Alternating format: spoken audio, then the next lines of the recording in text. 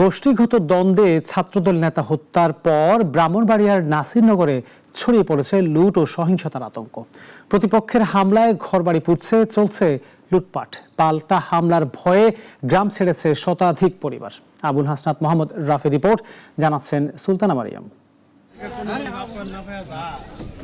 আধিপত্য বিস্তারকে কেন্দ্র করে মোল্লা ও উল্টা গোষ্ঠীর মধ্যে চলছিল দীর্ঘদিনের বিরোধ। এর জেরে ৫ জুলাই সংঘর্ষে নিহত হন ছাত্রদল নেতা সোহরাব মিয়া। এ ঘটনায় উল্টো গোষ্ঠীর বাড়িঘরে হামলা চালায় মোল্লা গোষ্ঠী। সংঘর্ষের পর লুটপাটের শিকার হয় চালের আড়ত, মোবাইল, রড, সিমেন্টের দোকান সহ বাজারের বেশ কয়েকটি দোকান। ভুক্তভোগীদের দাবি, ক্ষয়ক্ষতির পরিমাণ প্রায় ২০ কোটি টাকা দাঁড়িয়েছে।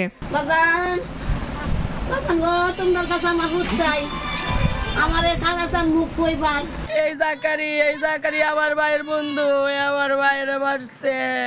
দোকানের সব মাল লুট করে, নৌকা বইরা লুট করে নিয়ে গেছে রাতের বেলা। দরজা, জানালা, ফ্রিজ যা আছে সবকিছু ভাঙে নিছে। প্রশাসনের কাছে দাবি করি যে আমাদের বাজারের নিরাপত্তা দেব।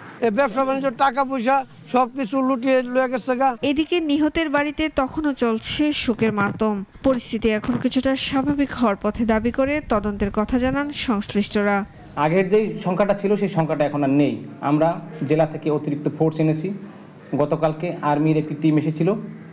সব কিছু মিলে এখন সেই আগের অবস্থাটা নেই। ইনশাল্লাহ সময় যত পার হচ্ছে ততই এটা আরো ভালোর দিকে যাচ্ছে। পরিস্থিতি স্বাভাবিক করে জনমনের স্বস্তি ফিরিয়ে আনতে দ্রুতই প্রয়োজনীয় পদক্ষেপ নেবে প্রশাসন, এমনটাই প্রত্যাশা ভুক্তভোগীদের। সুলতানা মরিয়ম, নাগরিক।